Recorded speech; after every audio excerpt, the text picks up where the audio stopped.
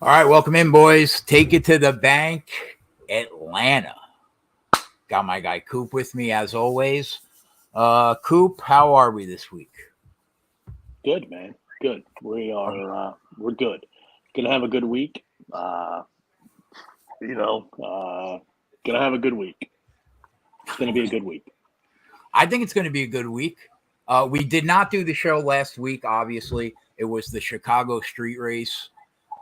Uh, what a heartbreak the Chicago street race was. But takeaways from the Chicago street race, Coop, other than the fact that we had a 300 to 1 shot leading the race until he got beat in the final laps.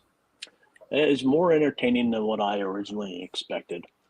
I don't know if that entertainment was brought on because of the rain that we had and them running, you know, in not perfect conditions. So my verdict's still out on it. It was a great success for NASCAR. Obviously, the ratings were through the roof. They got what they wanted out of it. So we'll see what happens Act Two next year. I would assume.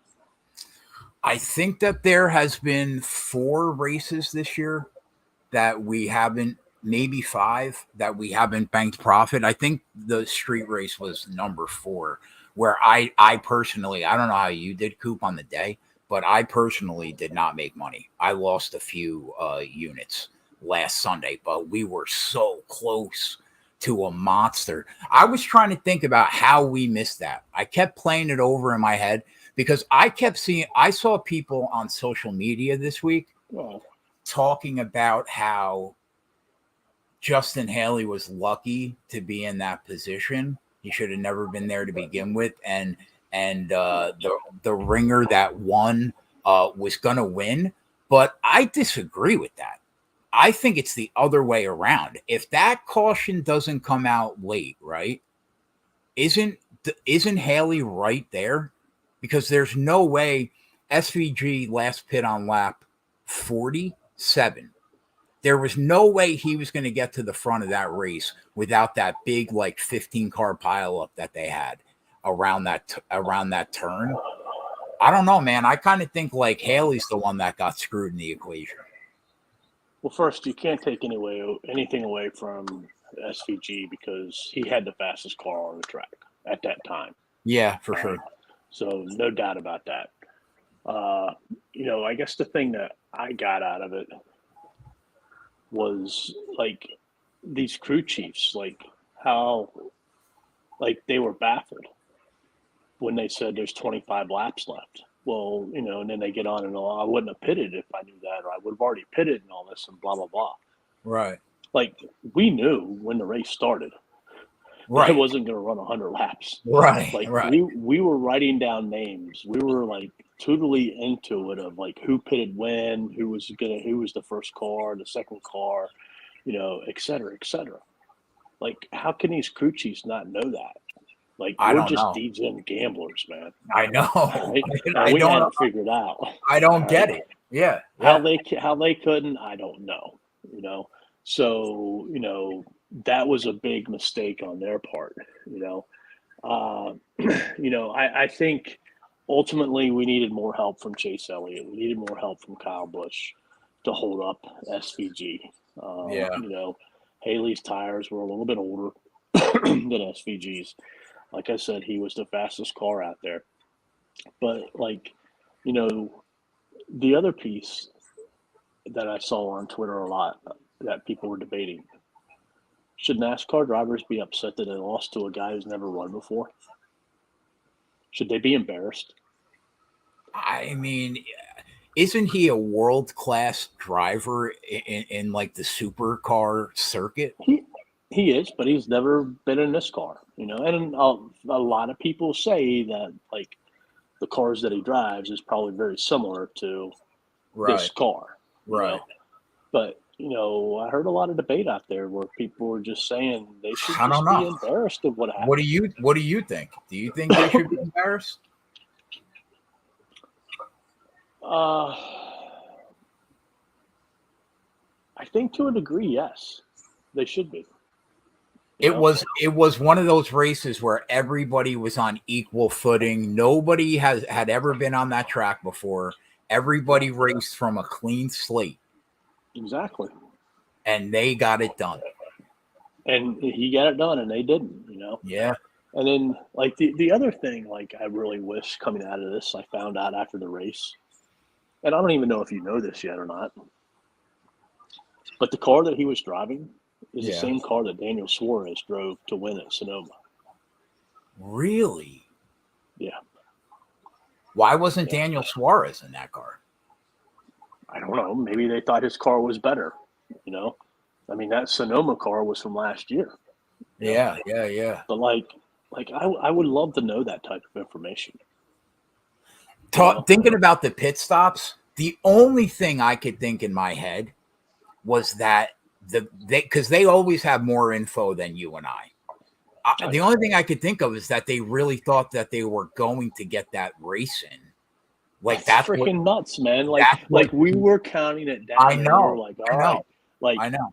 It took them X amount of time to run 15 laps. It took them X amount of time to run 30 laps. All right, that 15 to 30 lap pace was the same. Like come on. Yeah. And when the sun, the sun's going to go down at 8:30. I mean, right. Yeah. Right. And I will say, and like what's NASCAR supposed to do? Like I thought what they did was fine. Say, hey, there's 25 laps left. Like, what were they supposed to say? Like, be racing live and be like, all right, we're going to run 5 more laps. That would have been bogus. That would have been the best NASCAR cash of our career from now until whenever we retire. We would have never beat 300 to 1 ever. Ever. Oh, it's so hard. It's such a heartbreaker, man. It's such a heartbreaker. I don't want to say never, Jay. Because, based upon what we've saw this year, we would have never thought we would be betting anybody 300 to 1. So True. That's true. But I think you're probably 99% right. Yeah. The other thing I want to see, like they were really happy with the ratings, which is great. Yeah, I heard 9% of the people in Chicago were actually watching the race. Right. Like, I want to see how many percent of those people in Chicago watch this race and the next race and the following race. Right. Like, does it hang on? Also not just Chicago, but the other markets too. Did they get really short term? We know that it was a success, but long term, are they gaining anything from it? Yeah. And that's going to find out in the next couple weeks. Do you think we see a street race next year somewhere? 100%. Yeah, I thought it was. We didn't see a ton of passing, right? There wasn't a ton, but we saw more than I thought we were going to have. Again, though, it goes back to the tires. He was on fresher tires. Haley was on older tires. Hopefully that's a wake-up call to them to where if they can if they develop a tire that gives more runoff, we will have this more often. Yeah. True. All right.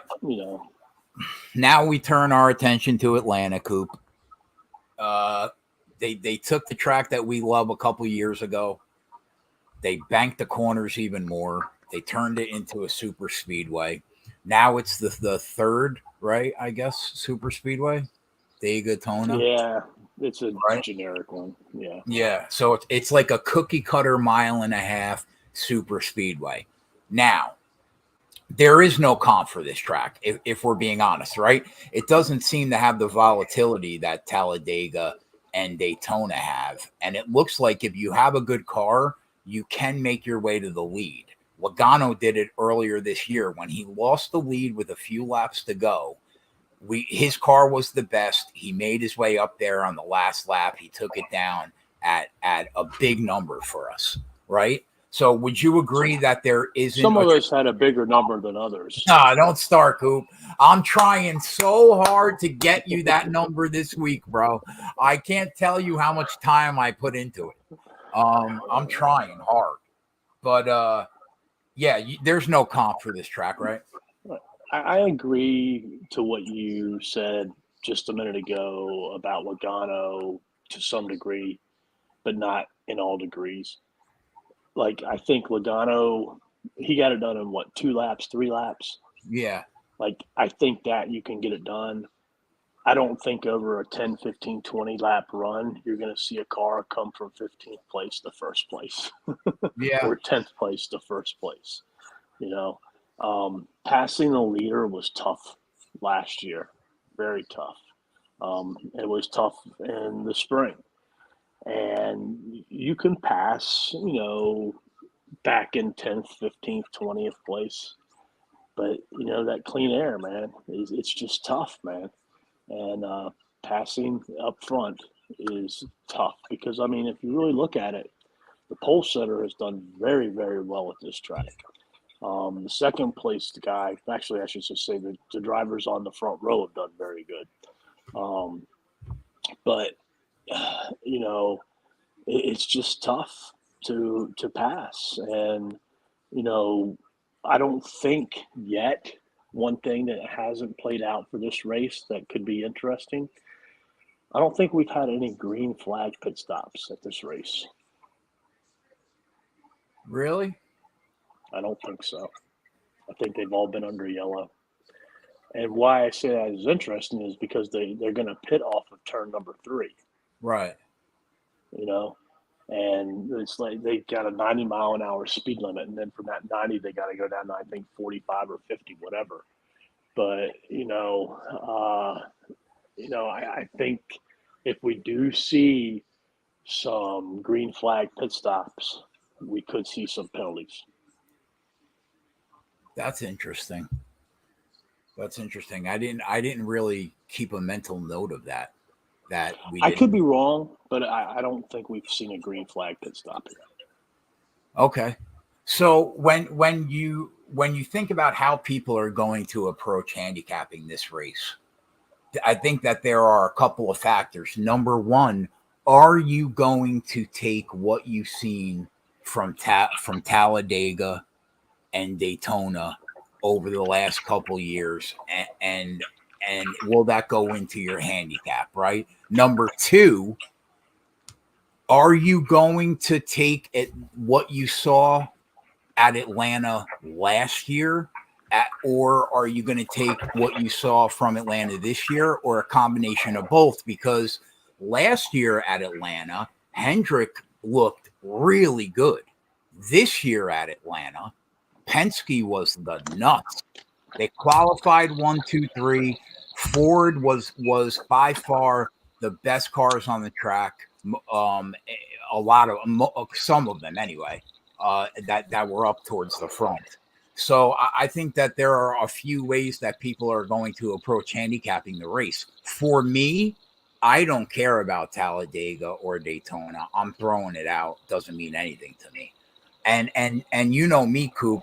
I always like the closest information in terms of time that we've seen from the last time that we were here.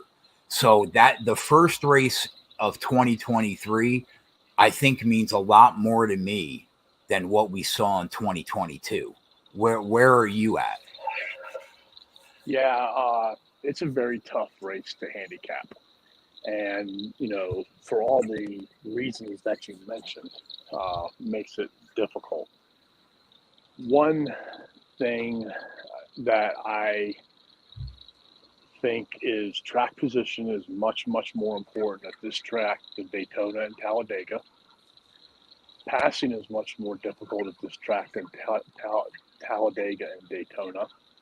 Because of the width? Right. The incident rate, like you mentioned, is lower. Right. When there is a wreck, the chances that it happens and involves 15 to 20 cars is much lower than what we would see at Daytona and Talladega. Right. So it's very difficult because it's different. One thing it kind of leans me to is, you got to stick with the cars that are usually up there, that are contenders. Like, I think it's a tough race. You mean like in general, like just the heavy hitters in general? Yes. Like, I think it's a tough do for like a Ricky Stenhouse or an Eric Jones to win this type of race. I think they have a much better shot at the other races because, one, they can pass. Two, there's more, attrition typically. How do you feel about, like, you just named two guys, two other guys I would put in that same category, but that I'm kind of high on, would be like Kez and I know you like Busher. We talked about him earlier in the week. Like, where do you lump those two in? I think you've got to lump them in the big boys for this race because they've shown that they can race with big boys at this racetrack. Okay. So, but like the distance between like them and Austin Dillon and Eric Jones and Ricky Stenhouse, I don't think the gap's far. Even though I think they have a much better chance of winning than those three. It's kind of hard to figure out, but I don't know. It's difficult. It's hard. That's why I basically took the whole fucking field. I don't know who's going to fucking win. It's a crapshoot. And then, like, we were talking, like, they have made some changes to this car since they raced here last time. Right. And it was due to the safety aspect of that Kyle Larson incident. And, like, I tried reading a little bit of it, but, like, it's like way over my head, of understanding. And, like, the basics that I got out of it was they're shifting the weight around in the car, they're adding some other pieces, taking away some pieces, so on and so forth. But, like, to me, if they're moving the weight around, it seems like it would affect cars. The handling, right? I would think so too. Exactly.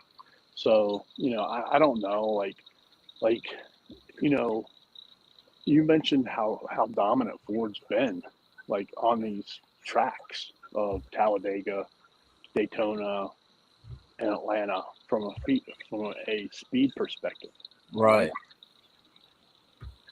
But if you look at who's won 7 out of the last 9 races at Daytona, Talladega, and Atlanta, it's been Chevy. Yeah. And then, like look at Toyota.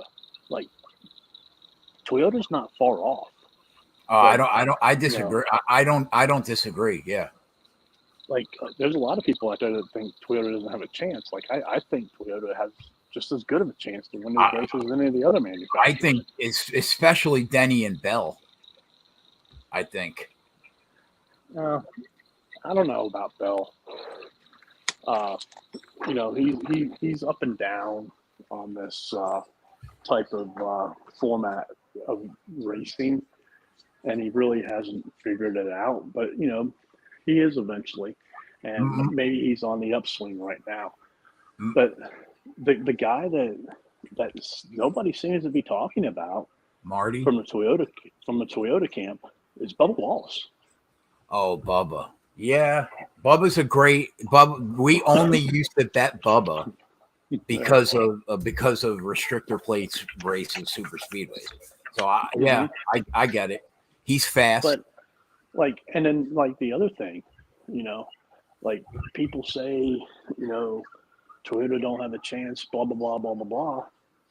But, like, 2 weeks ago, or however many weeks ago, a couple weeks ago, they went up to Sonoma, and, like, they looked like they were pros out there on the road course, which they were horrible at before. Right. Right. And let's be honest, so, Martin Truex is now making a case for himself that he's the best car this year. Like he's right there with Kyle Larson. Yeah.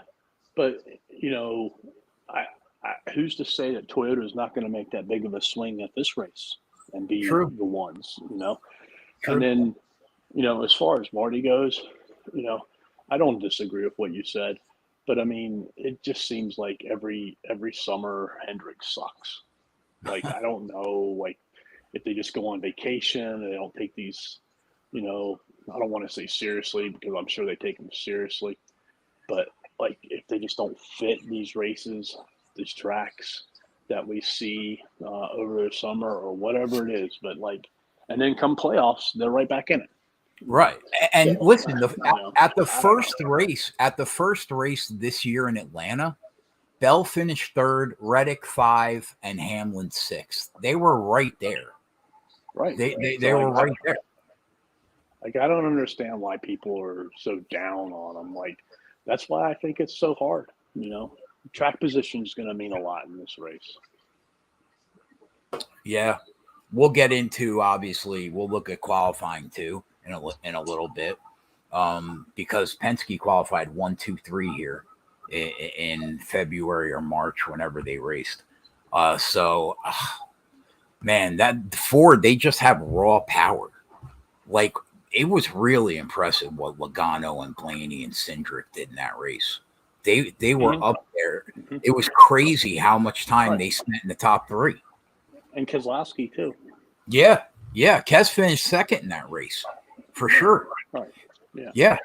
So, there's no doubting their speed, but, like I said, the end result is all that matters. And Chevy's won 7 out of the last 9.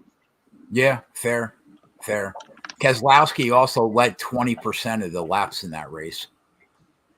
Yeah, I think he led like almost 50. Yeah. And I guess the one other piece we really haven't talked about much is, like, I think this is the first time they're going to be under the lights in this package.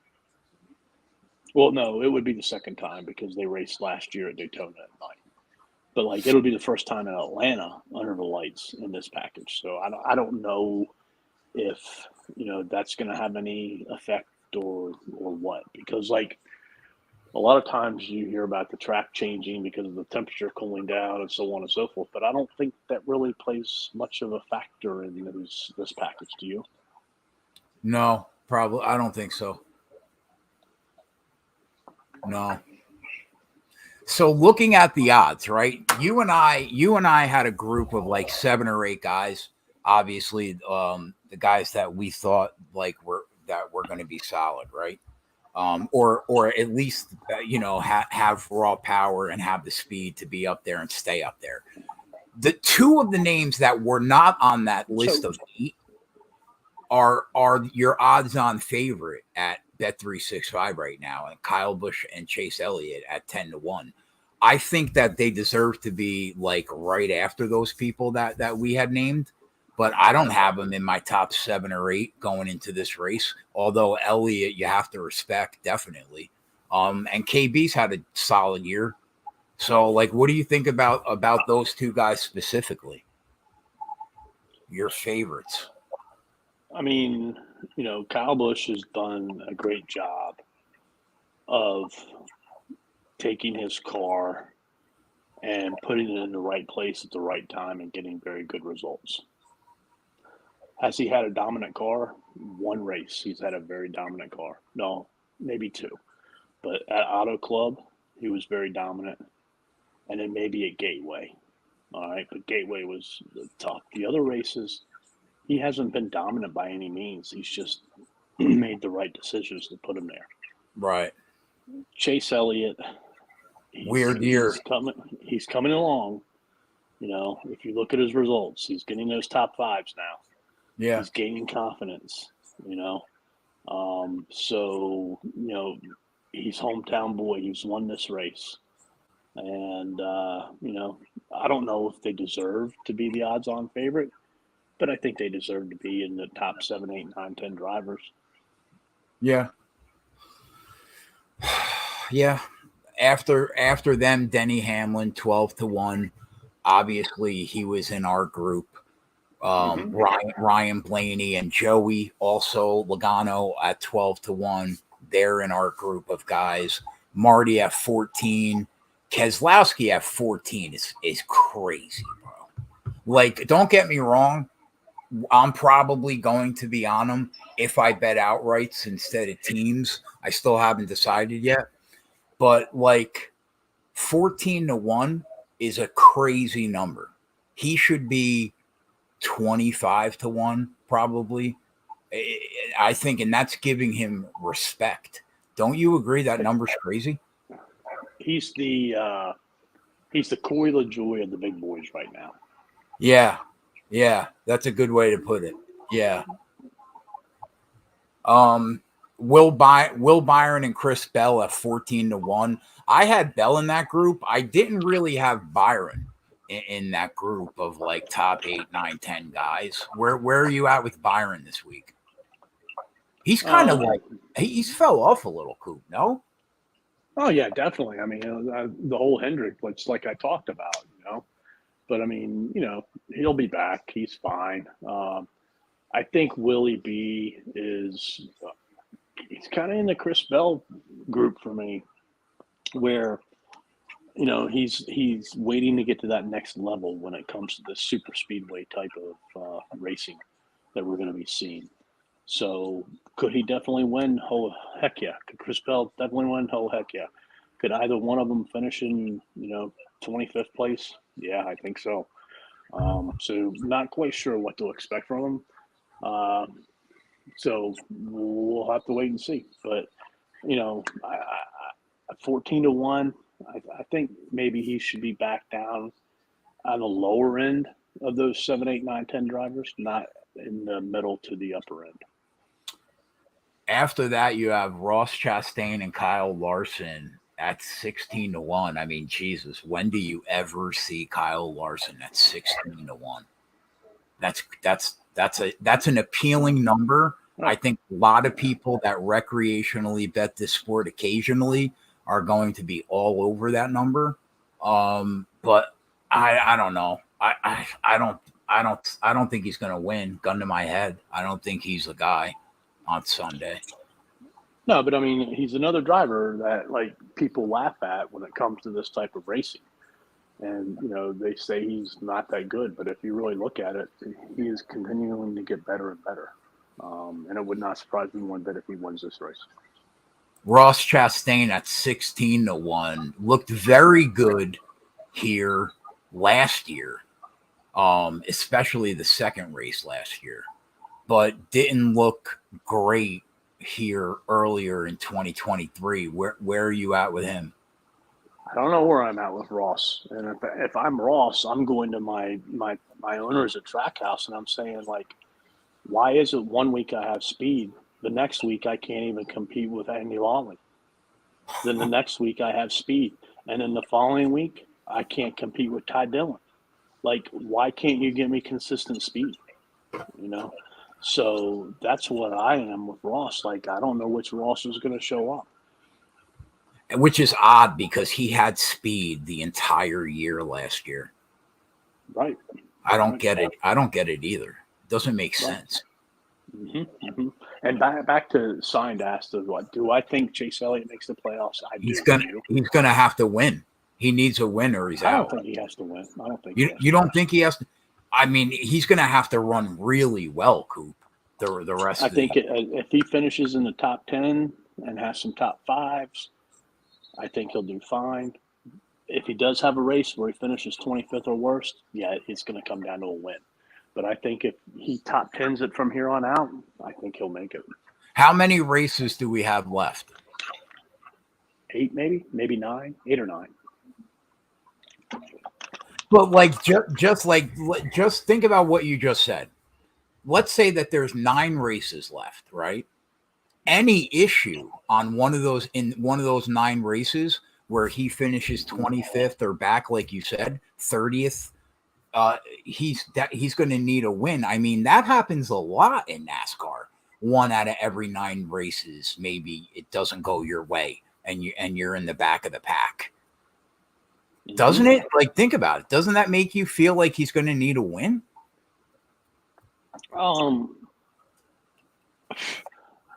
I still think he's at the point to where he can make it without a win. But yeah, sure, a win would be great for him. Yeah. All right. After that, Busher. Hold on. Oh, good.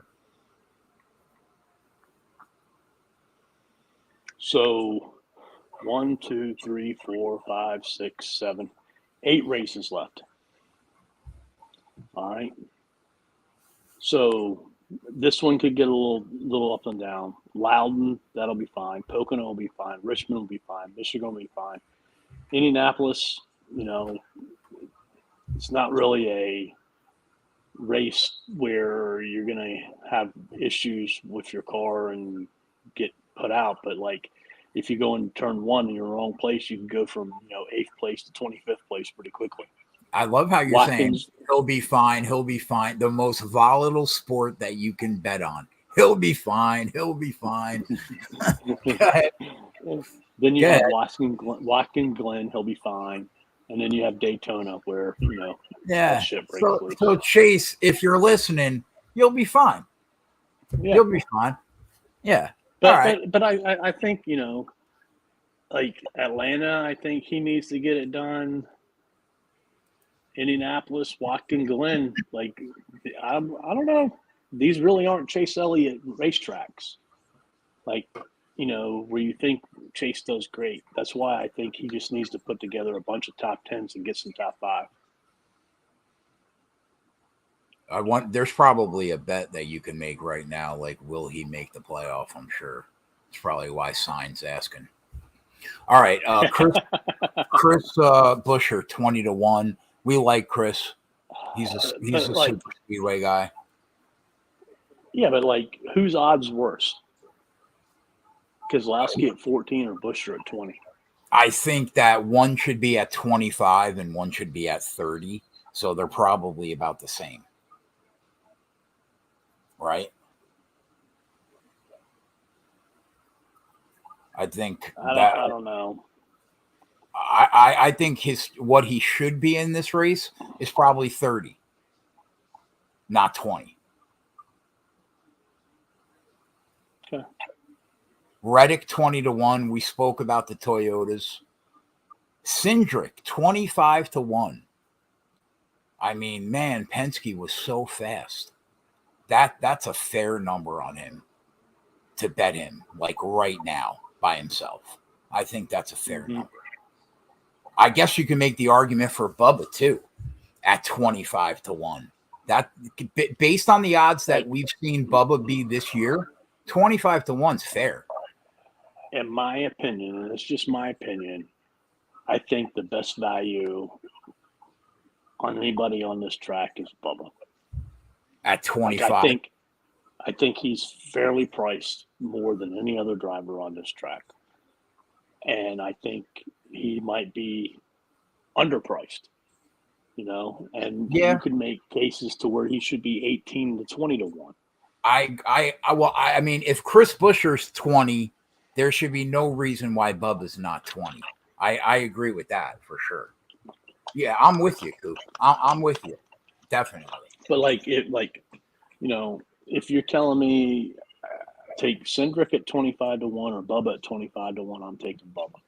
But like, my question for all these guys that we're talking about right now, Cindric, Bubba, Busher, if they qualify well and they're up front, they probably run well all day, right?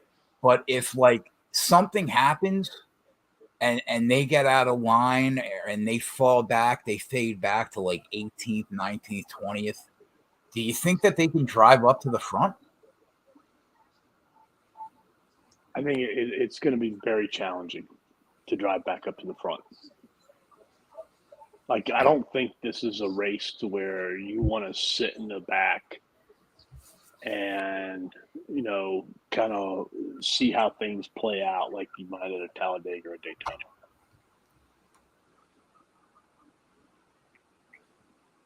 Yeah. Wow, they got Ty Gibbs at 25-1. Like, Jesus I mean, like, he shouldn't be no better than 40. I agree with that. Like, Ricky's 33. How are you going to make Ricky 33 and Ty Gibbs 25? That doesn't even make sense. How do you make Ricky 33 and Busher 20? Yeah, I agree with that. Yeah, I'm with you. I'm with you. Like, it brings me to this whole point, you know, of what I want to ask. And, like, you know, people continually say, well, the books are getting smarter. The books aren't getting smarter, guys. They're just cutting the odds. That's all they're doing. That's it. Yeah, the odds are just getting worse. Yeah, for sure. Like theoretically, like Corey LaJoie is what, 30-1, 35-1? 35, yeah. Like, has he won a race? No, but you know what? He's never won a race. He's ran good enough. He's never won a race. But Coop, he's ran good enough. That's what matters. He's never won a race. Yeah, I that doesn't matter. That you're not like you're how, not how you're can not you still accounting. Make him 35-1. You're not accounting for the volatility that happens in this sport. The guy is in the top 5 at the end. But you know what? They didn't account for the volatility 2 years ago. Well, yeah, but 2 years ago, he didn't have another 3 or 4 top 5 finishes on he hasn't won. So why should he be 33? He needs to be 80-100.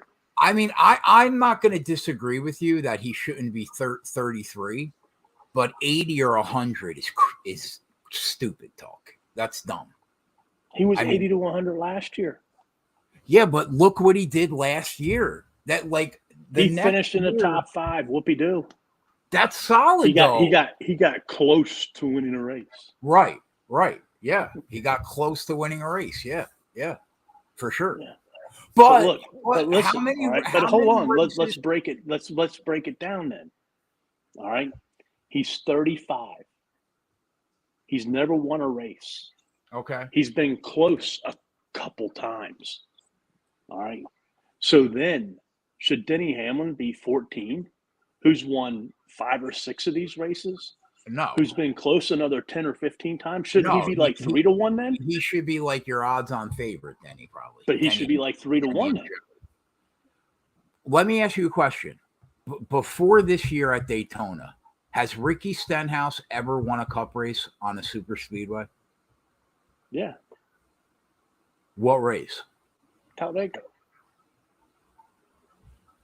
Yeah, so then, I mean, he's got to win, and he's 33-1. So that's a disgrace. That's a disgrace to Ricky Stenhouse to have Corey LaJoie like 2 points less than him. I'm with you in principle, but not 80-1. That's crazy. Not 80-1.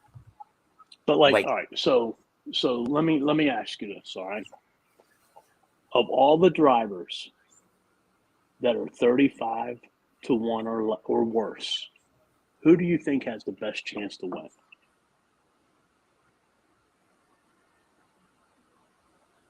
$35-1 or worse. I would say, and I'm going to blow your mind with my answer.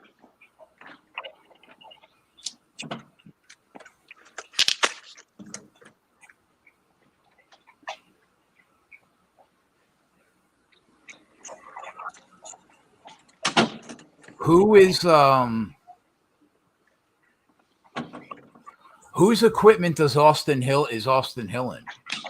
He's in the Beard Motorsports. They only run these races. The one that Brendan Gaughan used to be in. I'm going to say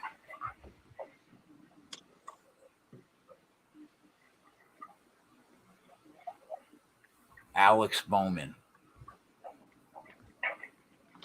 Why? Because he's in the equipment to get it done. qualifies well. That's about it. That's half the battle. Half the battle is being in the equipment to get it done. All right. He's in a Hendrick car. I give him the edge on that alone. If we're talking about the cars that are 35-1 or worse, I'll take the Hendrick car. All right. So you just said Corey LaJoie deserves to be 35-1 because he's I didn't. Close. I did not say that. I said he shouldn't be 80 or 100. All right. But you think it's a fair number for him based upon the climate that we're in? I think he should, in this market, I think he should be 50-55-1. Is where I think he should be. So, based upon what you just said, does Harrison Burton deserve to be 80-1? No. What kind of car is Harrison Burton driving? He's basically driving a Penske, right? Kinda, yeah. All right. And like, if you rewind, like, who's been leading races this year and who's been up front near the end this year? Ford. Unfortunately, he's had some bad beats. Harrison Burton's been there. Oh yeah, for sure. So like that goes to my point. Like, they're not looking at it. It's overall, it's the name. You know? Like Harrison Burton should be, the same price as Corey LaJoie. He's won it almost as many times as Corey LaJoie has. Yeah, I think that they should be like 50-55. Like, they're not smarter. They're just cutting the fucking lines. That's all it is. For sure. They're cutting the lines. They're cutting the they're time. Not thinking about it, and again, like, if they're thinking about it and they're using logic, Ricky Stenhouse wouldn't be 33 and LaJoie wouldn't be 35. Ricky Stenhouse would be 25 or 20. Yeah. I mean, he did win the Daytona 500 this year. So, like, they're just cutting lines, man. And that's what irritates me the most, because, like, they're not putting any logic behind it. Sorry for the rant. All right, so that's the outright market, right? Now, ordinarily, we'll go with on a super speedway, we'll take 3 or 4 units, and we will just powder keg the fucking 40, 50, 60, 70, 80-1. But this year, I'm not doing it. We didn't do it at Atlanta last year, and we didn't do it at Atlanta in the first race, and it worked out for us. I'm going with what I saw. Obviously, we'll see what happens in qualifying because there isn't going to be any practice. Qualifying will be tomorrow at 5:30. That'll give us a better understanding of at least like where we're at with raw speed for one lap. But I'm going in. I'm going in with the same game plan that we had earlier this year, Coop. Ford above everything. I do think that. Listen, there were a couple Chevys in that group that I named that I liked. There were a couple Toyotas in that group that I named that I like. But at the end of the day, I still think it's Joey Logano's race to lose. That's what my gut says. I don't disagree with you. Joey Logano and Ryan Blaney should be the 2 odds-on favorite. Right. It's their race to lose, in my opinion. Unless unless the weight distribution means that much, where it just blows it wide open. Yeah, I don't disagree with you. All right, let's look at these markets. I don't know. We'll see. I just hope I don't have to bet anybody on that night. Yeah, me too, bro. Believe me. All right, so top 3 or top 5. Did you see anything that you liked? Honestly, haven't even looked at them really. Yeah, I looked, but I mean, Corey LaJoie is 9-1 to crack the top 3. Bubba is 8-1. Like, that's insane. That's a little crazy. Yeah, that's a little crazy. Neither one of them should be that number. They should be 15 to 20. Harrison Burton's 20-1 to crack the top 3. He should be, 40 to 50. Top 5. I mean, it's so hard because like you still think that we're going to see some volatility. And I think the fact that like if what you said is true, that we haven't seen any green flag pit stops, I mean, that goes to how much volatility that is probably in these races. How many cautions did we have earlier this year? Do you know? No, probably. I'm going to say 7 to 8, maybe 9. Well, hold on, maybe I might be able to pull it up. Actually, hold on. I still have it. Atlanta. 5 cautions, 34 laps. That's not that many cautions. 1, 2, 3, 4, 5, 6 did not finish because of cautions. I mean, because of a crash. And 2 on the DVP, which means they got caught up in the crash. I don't see anything in the top 5 market that I really like. Like, how can you bet it? If Corey LaJoie and Bubba Wallace are those numbers, how can you bet it? Like Bubba's 3.5 to 1 to crack the top 5. Like we got 6 to 1. I cashed something at 6 to 1 this year for him to crack the top 5 at a non-volatile racetrack. Yeah. So that number's crazy. Yeah, I don't see. What do you think about Kevin? What do you think about the Fords that aren't Penske? Besides RFK, what do you think about like Stuart Haas? I think they'll be all right. They've actually shown some speed in this format. You think Happy can make his way up there? Well, it's hard to tell. Harvick was one of the cars that got caught up in a crash. Hold on, let me see.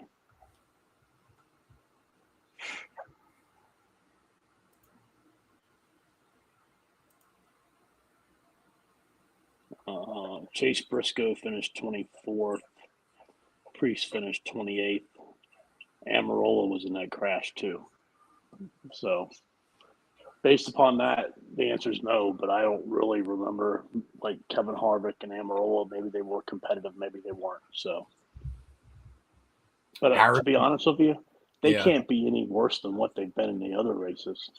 Yeah, that's probably accurate. Harrison Burton is plus 325 to crack the top 10. Bubba's like, plus 145. Would you believe there's actually people out there and Discords and Twitters that are saying there's good value on top 10s this week at 2 and 3 to 1? Why do you clown the entire NASCAR betting community? You fucking love it. You love it. Like, how's there good value when you're getting Harrison Burton at a 3 to 1? But you know why they say there's good value? Because there's only like 5 or 6 drivers that are in the minus numbers to hit the top 10. Versus the 10 to 15 that you usually see. Right. But like, who the fuck cares? Normally you're getting Bubba like top 10 is like minus 125. This week he's like plus 145. So from that perspective, yeah, maybe it is good value. But add in the volatility, no, it's not. Yeah. I mean, I don't disagree with you. Although, you would think that the number of cautions you normally see at Daytona or Talladega is probably double what we have seen in at Atlanta, right? The last 2 years. I mean, are you going to burn to bet anybody at 3 to 1 and 2 to 1 at this race for a top 10? Am I? No. You think it's good value? I mean, if somebody was like, "Hey, I took Bubba top 10 at plus 150," I wouldn't say it's a bad bet. Would I bet it? No, probably not. I wouldn't bet it. But I could see why somebody would take a shot, considering that we only had 5 cautions here earlier this year. I could see why. It's not my cup of tea. I'm not going to run to the window to bet it. But outside of him, I don't see any kind of value at all. I mean, it's horrible. Yeah. What's Ricky Stenhouse? Top 10 is plus 175. Plus 175. At And season. we were getting him at 6 and 7s. Right. How's that freaking value? He was 40 to 1 to win the Daytona 500 when we won, and he's only 33 to 1, and he's been running really good this year. How many times have you said to me, another top 10 for Ricky Stenhouse? He's been pretty solid. Did you ever check to see if you can cash out your championship bet on him and make some money? No. It was such a small amount of money though that I would let it ride anyway. Like Bowman and Suarez top 10 plus 180. Almirola top 10 plus 190. Dinger 2 to 1. These are all bad prices. Ty Dillon 12. AJ Allmendinger is 2 to 1. Yeah, to hit the top. The guy that profoundly hates these type of races, absolutely hates them. Yeah. I don't know if he's ever done well in these type of races, but he's 2 to 1 to hit the top 10. Yeah. What a joke. What a joke. All right, so there's no top 10s that we like. So moving on from there, teams. I think at Atlanta earlier in the year, I bet Penske to win the race. I'm not against that again. I think listen. All right. I'm sorry to interrupt. No, go ahead. But the winner of stage 1 wins the race. I got that at 16 to 1. What is it now? Like 4? 2.5. Like, that's just cutting numbers. How do you go from 16 to 2.5? Well, you know why? They saw one guy lead. How many laps did Joey lead? Like 170? It's 140. He led a lot. That's why. That's exactly why. But like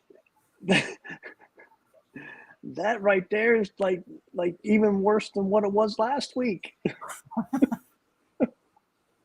Coop, you're going to have to get over these bad numbers, my guy, because there's money to be made. We have to make some money. I know. The lights I need the lights to stay on, Coop. You understand what I'm saying? I mean, I'm a big Denny McCarthy and Adam Schenck fan, man. Trust me. I'll be so fucking sick. I'll be so sick I saw that too late. All right, so teams. Let's talk about teams. Hendrick 4 to 1 at Caesars, Gibbs 5, Penske 5, RFK 8, Childress 9, Stewart-Haas 10, Trackhouse 10, and that's really it. 23XI 9, Legacy 25, Cowlick 20. I'm not against teams. Now, I am on a fucking mission this week to go into Sunday with guaranteed wins. That's my goal this weekend. Now we have a chance. We got Friesen top 5. He's got to get it done for us tomorrow, and then we're free rolling anywhere between 43 to 1 and 91 to 1 with the top. We bet every top Toyota and we paired it to a couple bets. I'm doing that again. Like, besides the freezing bet, I will be doing that again because I feel so good about that Turner fight going under 2.5. And if that happens as the third leg, I mean, we're gold. That my goal is to make a shit ton of money this weekend in a parlay using Top Toyota. But that aside, what do you think about Penske at 5-1 to win the race? I don't hate it. Yeah, I don't think it's a bad number whatsoever, because you got 3 cars that have shown they can be there at the end, and you have 2 very, very good drivers in this format, Logano and Blaney. Yeah. Who else do you think? Like, I'm probably going to bet that 5-1. But like, what do you think? Gibbs is 5, Hendrick is 4, RFK is 8. Are there any other teams that pique your interest? I mean, I would not be surprised. Like, if I was betting this, I would take Hendrick, Gibbs, Penske, RFK,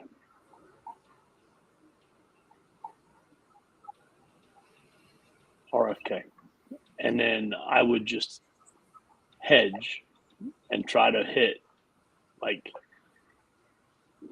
RCR, Stewart-Haas, 23XI, and track racing, like the driver that does well. Right. Like, I don't think you can go and bet every single one of those teams. Yeah, I'm with you. But you're saying basically take the top 4 and then anybody during the race live that looks like they're up there and has a chance that is not part of that team, you hit. Correct. Yeah, okay. I don't hate that. Because, like, the rest of them, except for Stewart-Haas, are 2 race teams. Yeah. So, there's not a lot of drivers, and we know it's a track position race. And, like, you're not going to have to bet, like, more than 1 or 2 of them if you have to bet any of them. Right.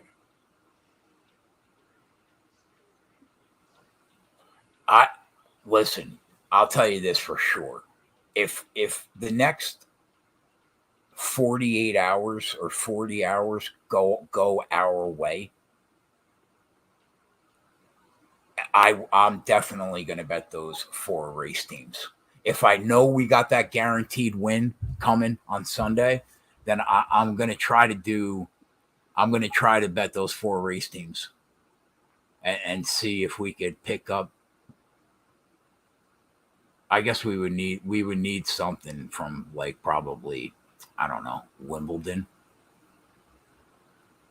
to really to make it be worth betting. So if you bet Hendrick Motorsports and then the 2 UFC plays that you're really high on, yeah, that gets you to 1338. Yeah, see, that's not bad. And those 2 plays that I like, there are just clear hedges. Either if we look good, we could just take the over 2.5 instead of under 2.5. We could take the fight goes the distance instead of not goes the distance. They're just clear hedge spots. Right, but, like, can you bet those live? No. So how do you bet them? How do you hedge? You have to bet it. You have to. I would bet it pre-race, pre-fight. Pre-fight. Right, exactly. Because I would do it where no matter what, we're making profit. Because let's say we did that and we bet a unit, and a unit. And we're looking at anywhere between 13-1 and what is it with the RFK? Probably 1 minute. One minute. Probably crazy. 1 minute, please.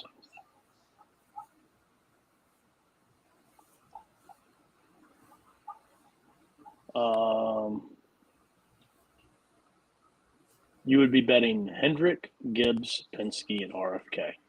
Right. 23.65. Yeah. So I mean, But see, the problem is, in my mind, and trust me, I'm no MMA expert by any means, but I would like to let everybody know that I did DM you today, and I did make a great call. That like I was looking at this card, and I noticed that there weren't very many fights that were going to go to distance. price wise, yeah, Right. yeah. A lot of dangerous people that could finish this card. I think that I think we see a lot more finishes than What were you wanting me to check? what the price was with the two plays that I like in MMA and RFK. Yeah, 23.65. But I thought I was Yeah, going to look at something else after that. that's not good enough. The price would have to be better than that because then this is what I was going to say. But like for me, like, isn't it going to be a problem to try to hedge the Yasmin Juragashi and Denise Gomez fight when it's minus 130 and minus 110? No, not really, because all you're doing on that first leg is covering your initial investment, right? Now, if it goes our way and we make it to the second leg, which would be the Turner fight, the over is like plus 175. So that will give us an opportunity to bet our total investment and a little bit more to ensure we make some money. Let's say that goes down. And now we're about 5-6 plus units. 180. We're about 5 or 6 units invested. If we win, we're guaranteed the crazy number. But we really need numbers like what we did earlier today. I don't think those numbers are good enough. But anyway, for people that are watching, I'm probably going to take Penske at 5-1 because I think that they're the team to beat this week. And if things go well tomorrow in MMA, then I'll probably try to take RFK, Gibbs, and Hendrick and try to do it again. All right, that's the teams.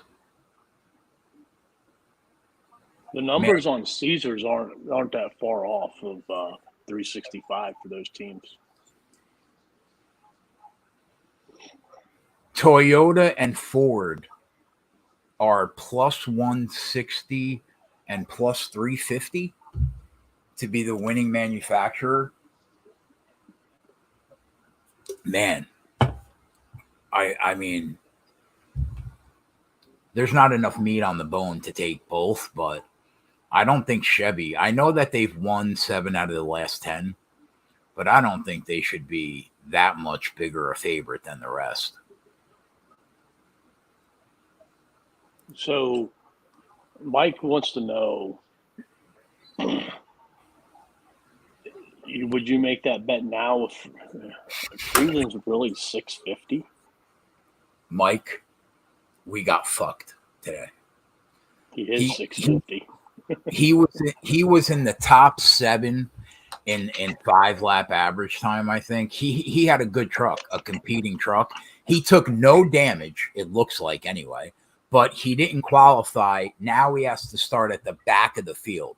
Last year, he started 20th. He finished 4th. He's got a good truck. I think that he's going to make his way up to the front. Coop, what do you think we're live? Do you think he can make it the whole way? I think, I put it out there. I think he needs to be top 20 at the end of stage 1. How long is this track? Do you know? I could check for you. I know the first stage and the second stage are 20 laps. The last stage is 27. But I think he needs to be in the top 20 at the end of stage 1, which I think is very doable. Because, there's some slow trucks that he's going to be able to pass. And then at the end of stage number 2, he needs to be in the top 10. 2.4 miles, it looks like. Okay, that's pretty long. Not like a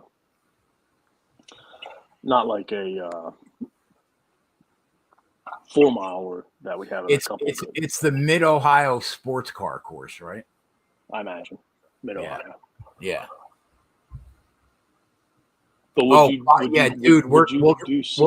hit 650? Would you play it now because he missed the 350? Yeah, I would bet that number. Yeah, I wouldn't take the number that I got, but I would take 650. Yeah, I would. Would you just take it 650 straight up, or would you still parlay it? I mean, you can do it. You can do it. What we're trying to do. But yeah, I would if you didn't want to get involved with the parlays that we have with the Top Toyota. I'm fine with betting that number. I mean, he's got a top 8 truck, definitely. It's just he's starting from the back, unfortunately. So I think he'll be good. I think he'll start marching towards the front. And do you think that's unrealistic? 20 by the end of stage 1, 10 by the end of stage 2? No, I don't think that's unrealistic. Yeah, okay. Because like I said, he's gonna pass quite a few of them cars at the very beginning of the race, and I think he's better than them. He can get up to 20th. Now the 20th to 10th, that's gonna be a bit more challenging, obviously. Much better trucks competing against, but 20 laps, I don't know. Would it be favorable for him to have more cautions or less cautions? Because can you get more on a restart or more from a longer run? I don't know. That's a good question. I don't know. Yeah. Welcome in, boys that are watching. Viral says, like the deep dive going on, make me excited for the weekend. Now, Sign said Barstool Live. Does Barstool have live MMA to where you can bet goes the distance and I don't think you. Is that what he's referring to? I don't know. I think to my knowledge, the only sports book that I've seen is Bet365. They have goes. Oh, okay. Sign said they have go the distance live. Well, you'll be able to tell. I mean, because it's not the first fight, is it? No. It's not. I know Bet365 has how they win live, total rounds, I think, live. But yeah, Sign said Rivers and Barstool, so both can be books. All right, good to know. So yeah, we should be able to hedge, but I think we're gonna win both those legs. I think Waregi's getting a KO, and I think Jalen Turner's getting a KO. I think they're both getting a KO. Walla says, would you take a lower top 5 number instead? Like one of the guys you bet to win. What does he mean by that? Would you take a lower top 5? Maybe a more guaranteed of what I kind of did, and I had Zane Smith in there, but evidently Zane Smith wasn't that great. Where did Enfinger come back out in the top 5 market? 190. It's low. Fuck. God damn it. We had Eckes sitting there too at plus 250 to crack the top 5. I didn't pull the fucking trigger. Fucking moron. Turner knocks him down, then sub. That could happen, Signed. That can always happen for sure. But I think it's going to be a KO. But that's why I put the under 2.5 as the play, to not even have to decide, because I wanted a true hedge. If we would have had Turner KO, it wouldn't be a true hedge. That's why I took him out.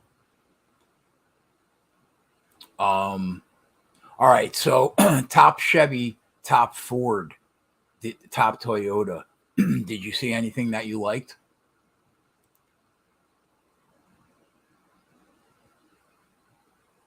Wow, Chase Elliott's 7 to 1 to be the top. Jesus Christ. These top Chevy numbers are fucking crazy, Coop.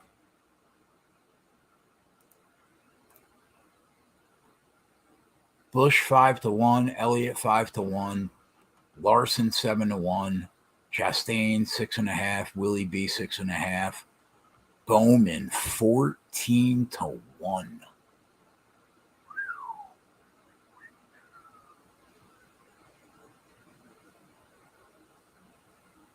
Corey LaJoy 12-1 to be top Toyota.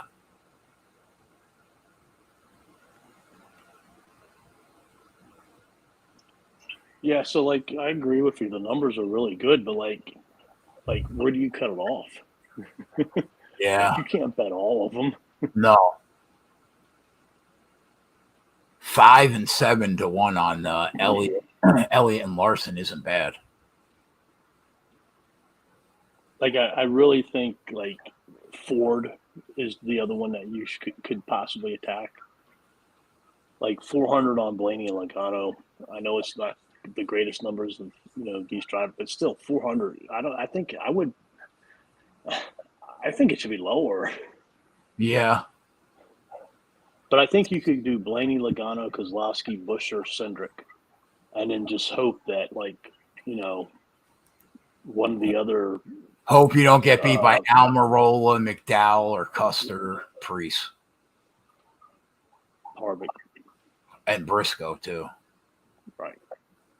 Yeah, but I'm with you, though. I think the 5 that you mentioned are the top 5 Fords to back this week.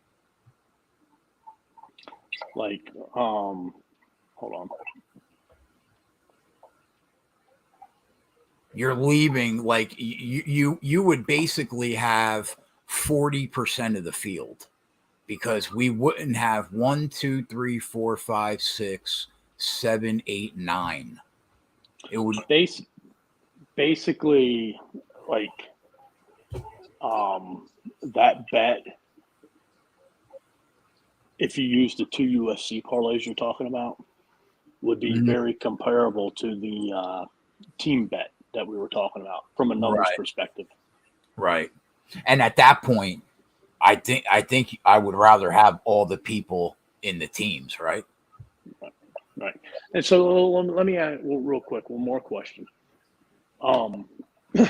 We got qualifying tomorrow. Yes. All right. It's 1 lap. Yes. Do we see any numerical changes? What do you mean? In odds after qualifying? Yeah, yeah. Like if Penske comes out 1, 2, 3 like they did this year, 12-1 is gone probably on Blaney and Logano. I'm not. But I'm more looking at the props. Oh, do we see move? Yeah. Well, yeah. I don't think we'll see as much movement because it's a super speedway. But yeah, I think we will see some movement. Yeah. All right. So Blaney's 400, Logano's 400, Kozlowski's 500. Like, if they qualify well, what do you think the numbers go to? I think Logano will be like plus 250. Blaney will be like 3-1. And like Cindric will go from 12-1 to like 8-1. There'll be a little more. So I think, like, if you're going to do this with the top 4, you need to do it before qualifying. I don't disagree. But, like, if you go back to the team, Penske's plus 500. RFK's plus 800. Right. Like, do you take the 2 of them, all right, pre-qualifying? Right. And then do you hope that they become the favorites and HMS and Gibbs, who are now the favorites, fall down, and then you add them at a better number? That's definitely possible, because where we're going with qualifying, I think that Penske's going to romp again, as long as that weight distribution doesn't mean a lot. Right. I have no idea if it will or not. Yeah, I don't either. I don't either, but like based on what I saw earlier in the year, I'm willing to take the chance in qualifying. I really want to bet those three guys. So can we make an agreement that let's bet Team Penske and RFK in this parlay beforehand, and let's the other two teams ride and hope we get a better number? I'm fine with that, but are you down to bet qualifying? I'm not qualifying. I meant no. I know what you mean. I know what you mean. But I'm saying separate and apart from that, are you willing to bet qualifying? Are you willing to take those Penske drivers? How did we just jump from like teams to qualifying all of a sudden, man? Because you're talking to me about if these Fords qualify well, we will take them beforehand, and then if they do qualify well, we'll grab Gibbs and Hendrick on the back end. I totally agree with what you're saying, but all right. I already told you that it's one thing if one of them gets the pole. It's another thing when they qualify 1, 2, 3. I have to bet them in qualifying. I have to. That's pretty substantial evidence. But how do you leave Keselowski and Buescher out? I mean, because they weren't 1, 2, 3 in qualifying in March. What were they? I'll check. Hold on. I might have it right here. I got it. Hold on. Keselowski started 4th.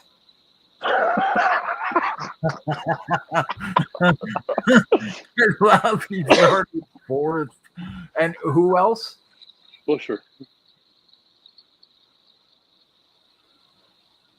Almirola started 5th. Buescher started 7th. So now I guess Ford. I guess you added Keselowski to that bet. Let me see what the odds are. I wonder what the odds are.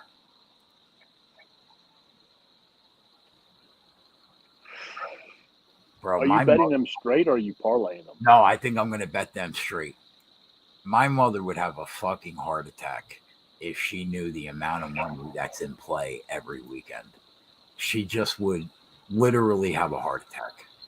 Logano right now 7-1, Blaney 7.5, Kez 13, Almirola 16, Buescher 16. You must be looking at Caesars. I'm looking at Barstool. All right, they're better on 365. All right, let me check. 800 Logano, 800 Blaney. Keselowski's not better, 1,200. And then who else did you say? Buescher? Buescher's 18. Almirola was 16. All right, so I think we gotta definitely bet Logano and Blaney at 8-1. Cindric and Buescher are 18. Kez is 12. God, we can't bet them all though, Coop. You need a parlay.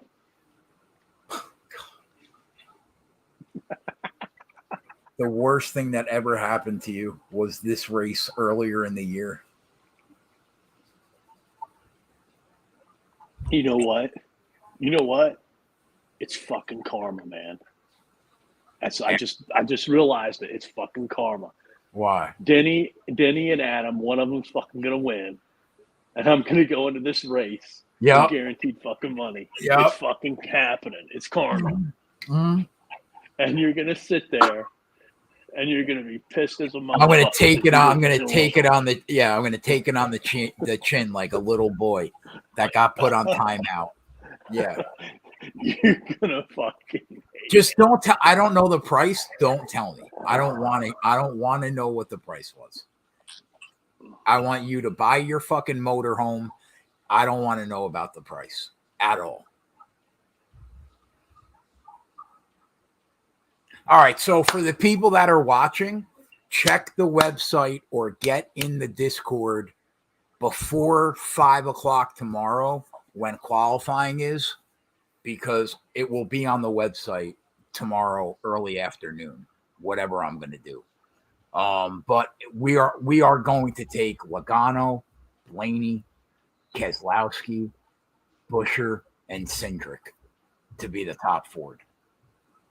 I just got to figure out how I'm going to do it to spend the least amount of money possible. So 365 doesn't tell me what the odds of my parlay was? What do you mean? I'm looking for the odds so I can tell you what the odds were that I got. No, I don't want to know the odds. I know, but I'm going to fucking tell you. Why are you going to do that to me? Oh, what a bad guy. What a bad guy. I mean, I'll give you credit. You did try to get me on it beforehand. I just saw it too late. Hold on. Coop just wants to fucking zing me. Maybe DraftKings will show me. Hold on. What a zinger.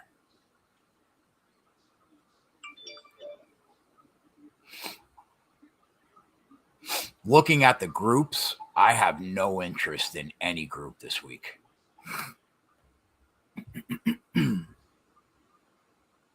I will not be making one group that this week. Whoa.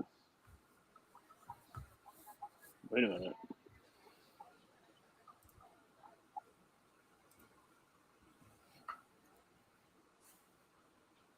Why are these bets not here? Oh, no. Did they not put them through for you? Yo, dude. So I found out about the truck race today. I don't know how that's possible, but I found out about it today.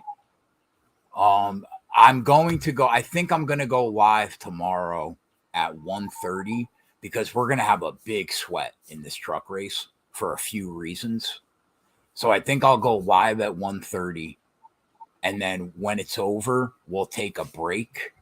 I'll make another stream, and then we'll go live at 6 for everything that happens at night. So yeah, I'm gonna try to go live for trucks. So Denny McCarthy, yeah, and Joey Logano, yeah, is plus 24,600. 24,000? Yeah. Wait, what do you mean? Like plus 2460? Plus 24600. Oh, fuck off, Coop. What has to happen? What has to happen? Denny McCarthy has to win, and Joey Logano has to win. How much money did you bet? I bet $18 to win 4,446. I won't talk to you for a week if that wins. I just want to put that out there ahead of time. What else? How many did you take? Every fucking driver? I took every driver except for Custer, Ty Dillon, BJ McLeod, and whatever the other bozo is. What are the odds for like fucking Harrison Burton? What is that? $500,000? Are you going to be a millionaire? No. I think I only bet $1 on it. $1, he said. Hold on. I think I did that one on that's not real. That's not a real bet. You didn't bet $1. That's not a real bet.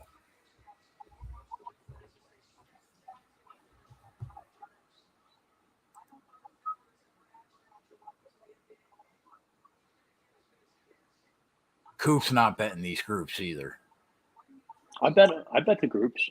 Yeah, but you tied to get them. my money money back. I bet I tied him the top 20s on McCarthy and Shank. Right. To get my money back. You wouldn't make a singular group bet this week. Not at these prices. Everybody's like plus 260, 270. So it doesn't tell me what the odds are on on there. But I bet Adam Shank and Bubba Wallace for $5 to return win. 4,030. That could happen. I bet Cindric and Shank for $4 to return 3,844. What was the total investment for the whole board? All right, hold on a minute. All right, yeah. So I bet Harrison Burton $1. Yeah. To return 2,511.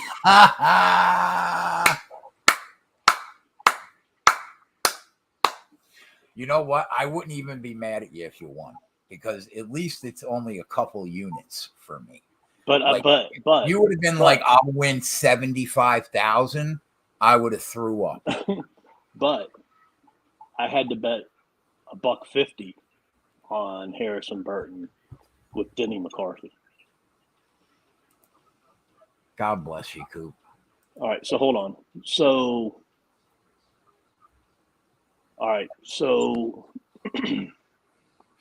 on the groups to get in the top 20, and then some of them are top 30 for Shank, but most of them are top 20. 200, 400, 480, 560. 560. So if they all come through, I get 1,065 back. Okay, that's not bad. Now on my parlays, it cost me. So if they hit top 20, I get all my money back. My total in then would be 220, 260. We'll say 330. That's not bad. That's not bad. But man,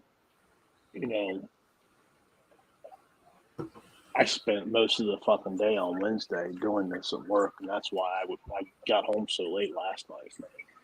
But you wouldn't bet a group by themselves this week at all, for the people watching. I wouldn't. Like a group? Yeah. Like straight up? Right. Oh no. Right. That's what I'm saying. I'm letting the people know groups are not the way to go this week, unless you're getting creative. What I did is I bet I bet Denny McCarthy to finish top 20 with Group B on DraftKings. Right. And I bet every single driver. Right. That way I'm hoping I can pay back, there's no loss for me. Like if Shank or McCarthy don't win, I made Did you bet bucks. Did you bet them straight by themselves? Yeah. I got Shank at 32 at $125, so it's like 4,000. And then I got McCarthy at 18 at 125. It's like 2,150. And where are they right now on the leaderboard? Shank's tied for second, and McCarthy's tied for fifth. Fuck yeah, Coop. You're alive. And how many strokes back? They're the second and third betting favorites right now. And how many strokes back are they going into the weekend?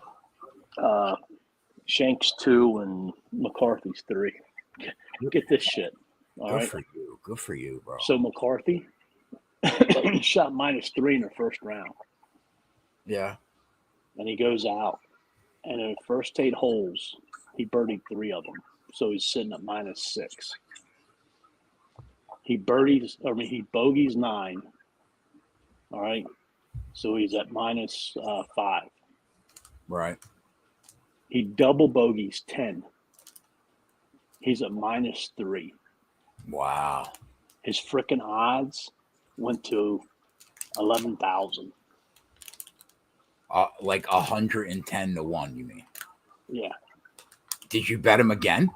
No. Because like at that time, he was on the cut line. Right. After that double bogey, he proceeds to birdie 7 out of the next 8 holes. What? Yeah. Jesus. Yeah. If he didn't have that bogey or that double bogey, like he would be in second or first place. So, but yeah, it is what it is. Hopefully. All right. I mean, I'm just hoping for a good hedge spot at worst.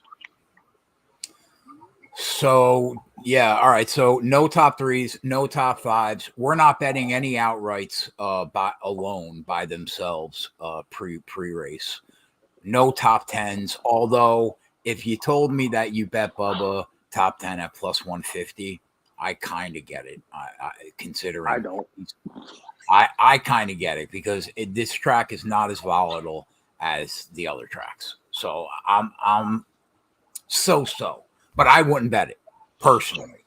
Top Chevy, you could get creative with either top Chevy, top Ford, top Toyota. It's very hard to take one because there's so many people. I think we're going to end up on top Fords. So many people are live.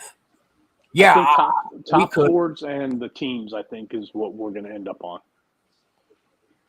And we're going to get this top Toyota parlay home by hook or by fucking crook tomorrow somehow. Yeah, but I think you're right, Coop. I said to you, don't you think maybe teams are the way to go instead of outrights? I still don't know if I'm right, but it definitely gives us some safety. But I mean, the thing is, like, if you invested a unit into the teams and one of those teams doesn't hit, you should be able to get 8 to 9 to 10 to 12 to 1 on the other driver from a Stuart Haas or, right. One of them teams. Right. Yeah. So no props from me, no props from Coop right now. Like I said, check the website and get into the Discord. All you got to do is DM the Sports Keg Twitter account, ask me for an invite, and I'll give it to you. And if you go up and down my feed, there's invites constantly. So I am going to bet the qualifying tomorrow. I will have it on the website before qualifying. Check it early afternoon. I already have the top Toyotas going. Before we go, Coop, let's talk quickly about Xfinity and trucks. Well, is there anything? Yeah. So obviously Austin Hill is going to win the race. Why wouldn't he? I mean, it's what he does, right? He's 3 to 1, but for a reason. I bet him in a parlay. I have him at 26 to 1 if all goes well tomorrow. But do you see anybody, Coop, that you would even want to bet besides Austin Hill?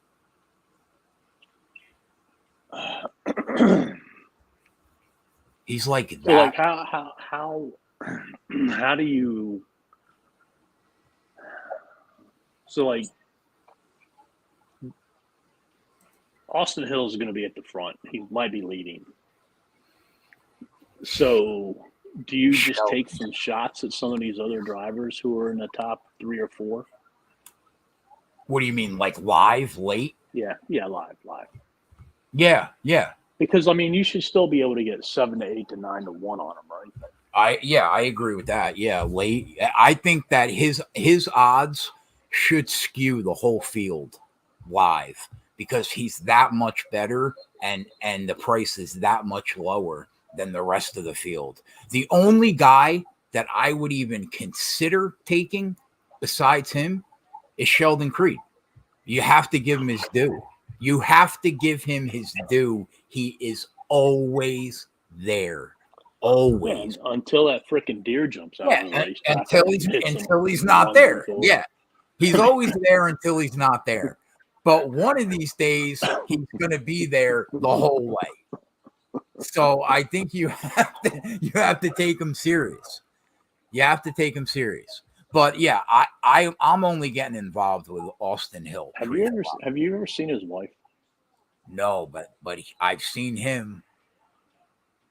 Yeah, his wife's a smoke show. No, stop. That's getting looked at right now. Sheldon Creed, wife. Image.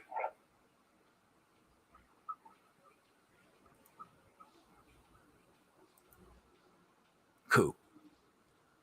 I know you're from Virginia, but like we're gonna have to have a conversation about what a smoke show is.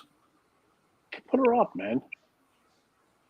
A smoke show? She's like a 5.5. No. I'm putting her up. You want to see her? Putting her up.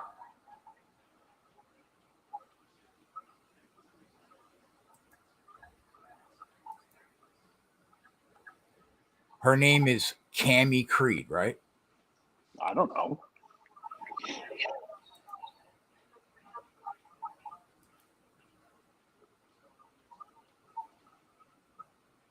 Adam, a smoke show is Blaney's wife. Oh yeah. I can't find. I can only find a picture of her face, her upper half, but I will show. That's all that matters, right? Not exactly, but we'll go with it. All right, so that is not a smoke show. That is not a smoke show. That is a normal chick walking the streets of Bloomfield. Okay? That is not a smoke show. So what you're saying is you see them in your cul-de-sac all the time when you're walking? Yes, 100%. They're like, they walk around in my cul-de-sac. Yeah. Okay.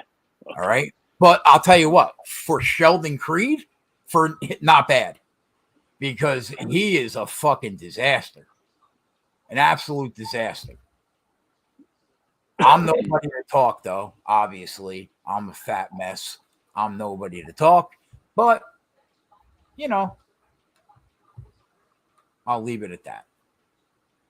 But, yeah, so Xfinity, it's Austin Hill or nobody.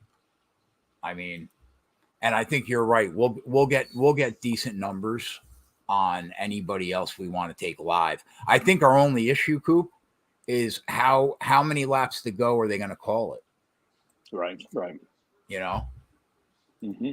I think that's really the only issue. All right, trucks. Coop and I made bets.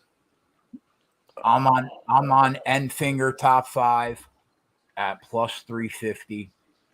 We have Stewie top 5 in some top Toyota parlays that you guys could check out on the site. And we bet 3 outrights. Ben Rhodes at 12-1, Eckes at 10-1, and I bet Enfinger at 25-1.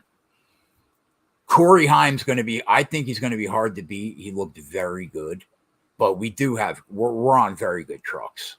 If we're not on the best trucks, we're on, the 3rd, 4th, 5th best truck. So I like where we are.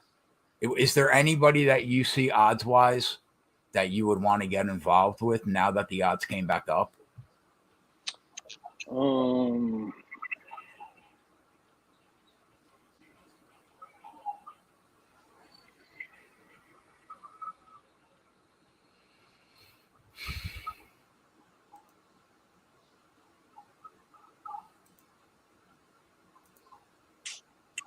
I gotta look. I gotta see these new top 5 prices. But why didn't Zane run his qualifying lap? Something happened to his car. He couldn't get around. So they black flagged or red flagged him, and he's going to have to start at the back, I think. Seriously. Yeah. Wow. So I think I have to double check that, but I thought I heard them say that he was going to have to start at the back of the field. What was up with Marco Andretti? I'm not sure. He qualified in the top 10. I'm not sure. And this William Sawalich. Yeah, his car didn't look bad. I thought that the cars that looked the best besides Heim were Rhodes, Eckes, Hocevar, Zane up until the point where he shit the bed. And I think Stewie was alive too. Ankrum didn't look bad. So this William guy, Sawalich, I know he's a young 18-year-old. 16. He's a 16-year-old. He can only run short track and road courses. He's in that number 1 All-Star car truck. Okay, so according to Bob, Zane is starting 10th. They didn't put him to the back. They just put him to the back of the last qualifying round. Okay. At 35-1. The kid you're talking about? Yeah, on Caesars. He didn't look bad. You might be able to get a better number somewhere else, but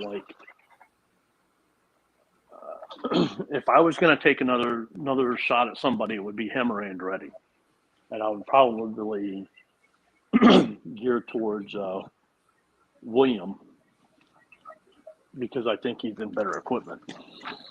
Yeah, he didn't even run 5 consecutive laps like Corey Heim, so you couldn't really tell what he had. Sanchez didn't look bad. He was another guy that looked good. That kid's good, man. He's always there. Always. Yeah.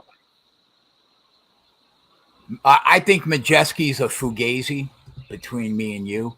He qualified second. He didn't look bad in practice. But out of all the cars that are up in that top 5, I kind of feel like he would be the most fugazi. What does that mean? Fake. Okay.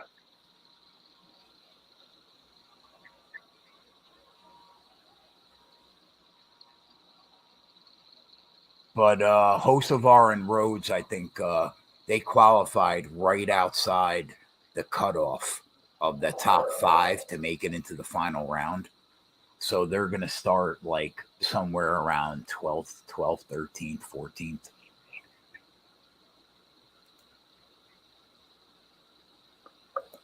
I mean, obviously, this wasn't a live pit stop race last year. So it's just, and I mean, we saw drivers start in the mid-teens and go up front. Yeah. So obviously you can pass, or there were some things that led to them being able to pass, or something to that effect. Right.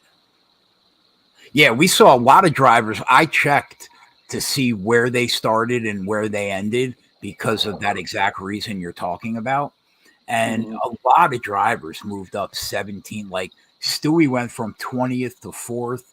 Somebody else went from like 19th to 2nd, something like that. A lot of guys were moving if they had the car. I mean, what do you think about though? If we can get that guy at 35 or better, do you think he has a shot? I'd rather take Stewie at 80.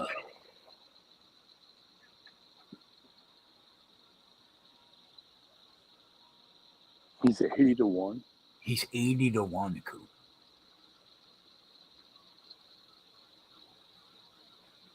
He's 80-1. Did he have the best truck? No, but he had one of the 10 best, definitely. But see, I don't think you can go from like 10th to 1st, can you? In the last stage? Probably not. No, I think you're gonna need some help. I'll tell you what. If I'm looking at the board right now, if I was going to bet one guy that we don't have, accepting the fact that we're not getting on Heim, it would be Sanchez at 16-1.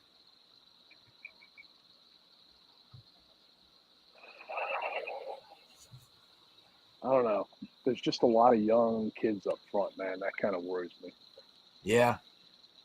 I mean, you got Hocevar up there. You got Sanchez up there. You got this William guy up there. Aren't the Grays up there? One of the Grays. Yeah, Tanner Gray starting 6th. They're all young. Jack Wood 9th. Sawalik 8th.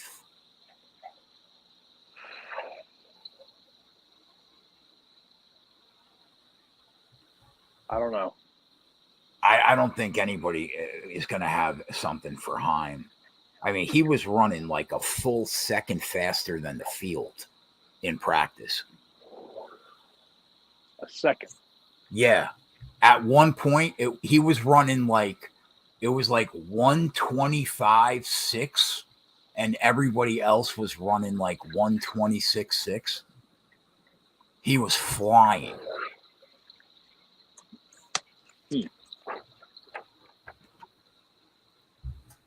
I think it's going to be hard.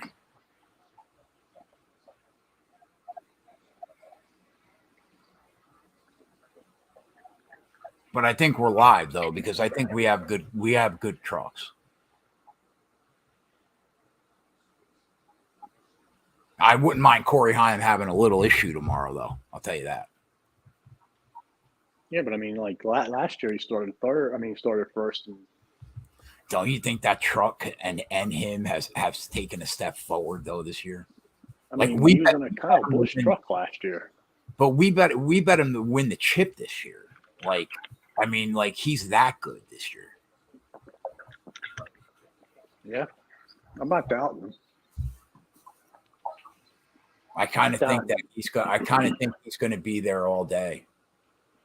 I hope you're right though, because if you are, man, we are live for sure tomorrow to hit a winner. And I mean, it really all comes down to speed and driver skills, because pit road is not going to be effective. Right. And that's why I like having Rhodes. I like having Enfinger and a Stewie. I still think he can crack the top 5. It's going to be hard. I wish we weren't starting from the back, but I mean, it could be done.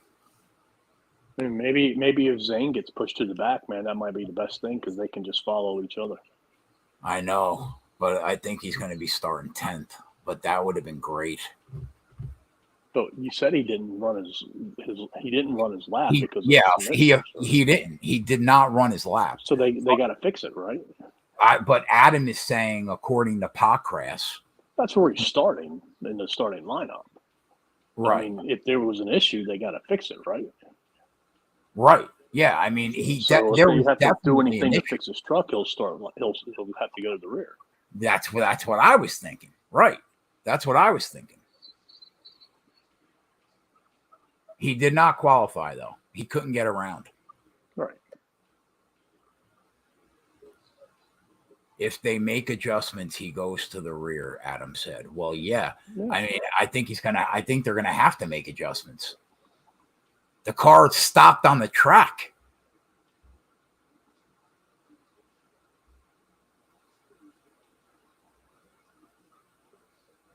All right. I guess that's it. It's going to be an interesting weekend for sure. But Coop and I will try to make everybody money like we usually do. So we will be live. I'm going to go live tomorrow at 1:30 for the truck. What if you wake up late? I won't. I have Abby. I'll be up. Okay. Yeah, she's with me. I'll tell you what, if she wasn't here, it would have been touch and go. But she's here. I'll be up. So I'll go live at 1:30 for the truck race. We'll take a break. We'll come back at 6 o'clock. We have UFC 290. We have the Xfinity race. Coop, if you're around, come and hang out with us tomorrow. It's going to be fun. And then that's it. Sunday night, Under the Lights will be live. Take it to the bank in race live. Me, Coop, and the boys trying to make money. Hopefully we got guaranteed money coming on Sunday. I'm going to try my best to get us there.